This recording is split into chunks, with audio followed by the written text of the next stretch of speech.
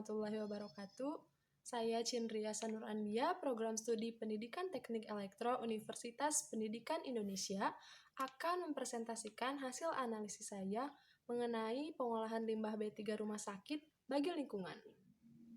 Hal yang melatar belakangi pembahasan ini adalah di beberapa rumah sakit masih ditemukan indikasi pengelolaan limbah B3 yang kurang maksimal dan bisa memberikan dampak pada kesehatan di rumah sakit.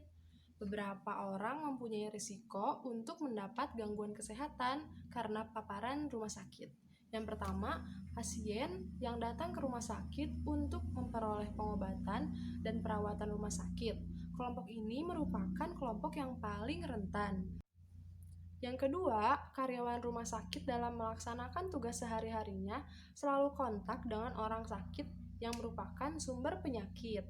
Yang ketiga, pengunjung atau pengantar orang sakit yang berkunjung ke rumah sakit, risiko terkena gangguan kesehatan akan semakin besar.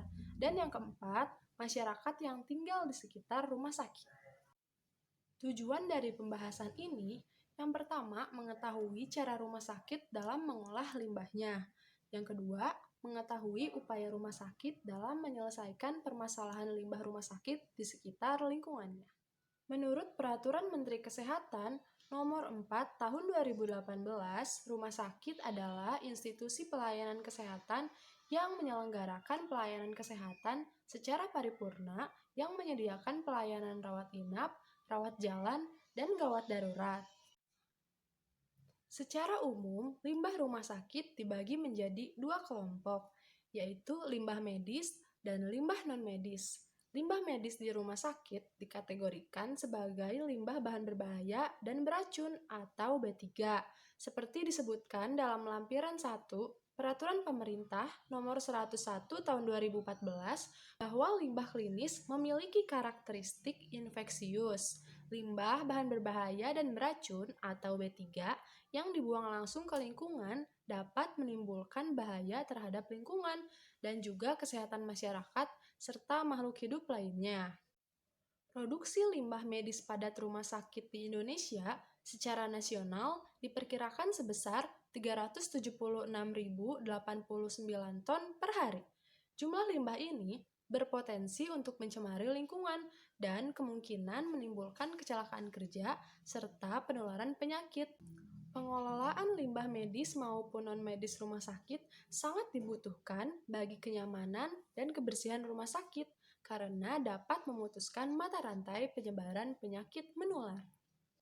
Bila rumah sakit membuang limbah B3 sembarangan, akibatnya adalah mutu lingkungan menjadi turun kualitasnya dan menurunnya kesehatan masyarakat di lingkungan tersebut.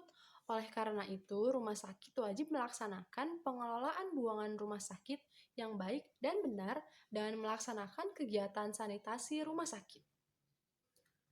Sampah non-medis dan limbah non-medis, di mana di rumah sakit diklasifikasikan sebagai limbah non-infeksius. Limbah ini terdiri dari sampah kering dan sampah basah.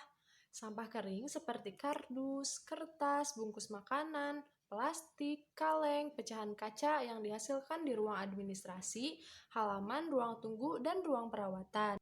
Sedangkan sampah basah seperti dari dapur utama maupun instalasi gizi yang juga ditemui di ruang tunggu dan perawatan.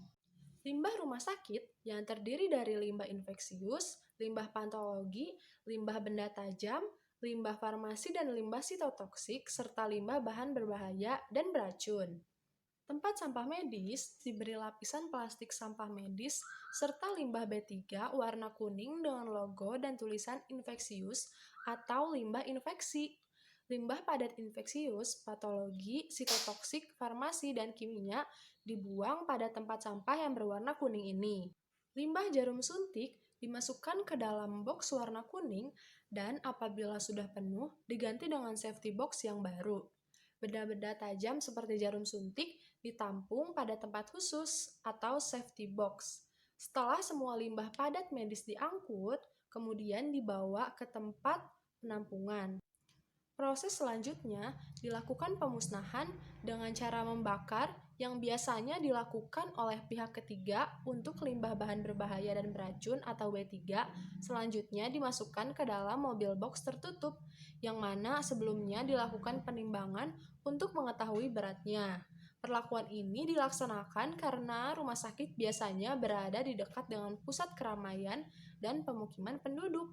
Tidak dimungkinkan untuk melakukan pembakaran dengan menggunakan insinerator atau alat pengolah limbah B3. Dari pembahasan kali ini, saya mempunyai beberapa kesimpulan. Yang pertama, tahap pengumpulan sampah dengan kantung plastik dibedakan menjadi 3 warna, yaitu hitam untuk sampah non-medis, kantung warna merah untuk limbah radioaktif, sedangkan kantung kuning untuk limbah atau sampah medis.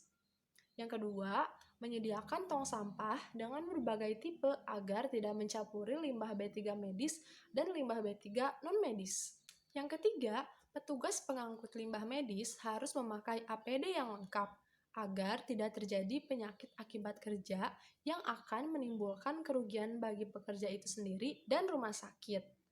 Yang keempat, sebagian rumah sakit tidak mempunyai insinerator atau alat pengolah limbah B3 dikarenakan letaknya di tengah kota atau pusat keramaian, sehingga tidak memungkinkan melakukan pembakaran limbah B3. Oleh karena itu, limbah padat rumah sakit diangkut menggunakan mobil box dan diolah oleh pihak ketiga. Sekian pembahasan saya mengenai pengolahan limbah B3 rumah sakit bagi lingkungan. Mohon maaf apabila ada kesalahan. Terima kasih, semoga bermanfaat. Wassalamualaikum warahmatullahi wabarakatuh.